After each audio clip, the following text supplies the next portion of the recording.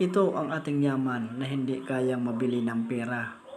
Ang magkaroon tayo ng sarili nating mga anak, na magkapamilya tayo at makabukod at hindi umaasa sa ating mga magulang. Halos kaming mag-asawa, halos nakabukod kami. Nasa edad namin ay 25 years old. Nangupahan na kami dito sa Barangay Kumon. Halos 2 taon kami mahigit nangupahan bago nabili ng kapatid ko itong tinitirikan ng aming bahay.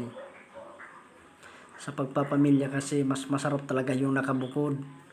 Kasi matulog ka man maghapon, wala ka man ginagawa, wala kang maririnig o masasabi sa'yo sa tinitirhan mo, mapamagulang mo man, mapabinan mo. Ganyan ang aking paninindigan mula nung ako'y nag-asawa. At hindi ko pinagsisisihan. Oo, mahirap pagsabihin ng mga magulang na magbukod ka na para malaman mo na kung kaya ng mga sarili mo pa na tumayo. Mahirap at masakit kasi dyan mo maiisip, magsasabi ka na, ayaw na yata sa akin ni mama, ayaw na sa akin ni papa. Huwag kayong magalit pag sinabihan kayo yan mga magulang nyo. Tinuturuan kayo para tumayo sa sarili mga paa kasi hindi habang buhay nandyan ang mga magulang natin para sumuporta.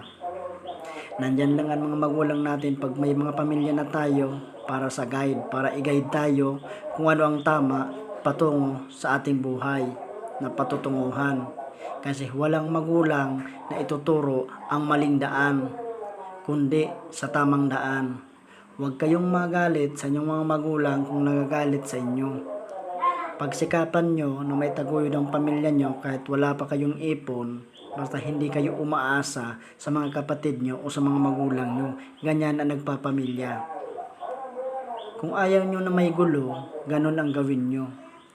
Kung gusto mo rin halubilo sa mga magulang mo kasi ayaw mawalay ang mga magulang mo sa'yo, makisama kang mabuti. Ganun ang pagpapamilya. Hindi lahat ng bagay na iaasa sa mga kapatid at mga magulang kasi hindi habang buhay nandyan ang mga magulang. Darating ang mga panahon na sila kukunin na. Kaya habang nabubuhay pa sila, ipakita natin na napakahalaga nila sa atin kahit tayo may mga pamilya na. Maraming salamat. Isang salita ang pinaniniwalaan. Huwag mong gawin sa iba ang ayaw mong gawin sa iyo. Please follow and share.